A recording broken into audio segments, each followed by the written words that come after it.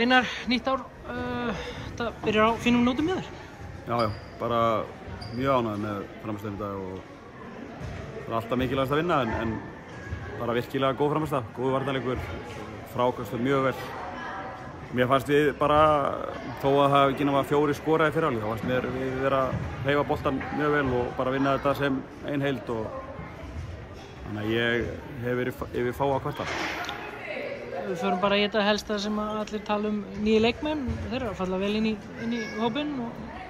Já, en þú veist, þeir þurfa náttúrulega bara tíma. Við erum að tala að Ári er búinn að vera með okkur síðan 27. DS og við vitum, þú veist, þetta er strákur sem við fengum bara mjög góð meðmæli á og hann er flottur í teiknum og á náttúrulega bara eftir að komast í betra leikform en bara sýndi það að hann er svona gefur okkur nýja viti í sóknarleikinn.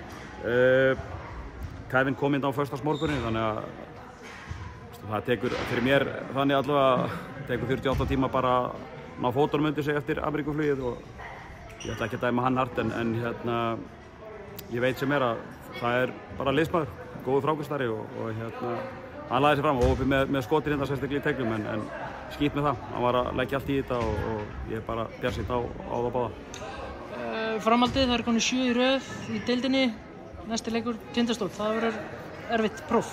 Já, ég meina þú veist, það klálega kannski bara 1-2 erfiðustu útvöldarar sem þú getur færið á, alveg klálega.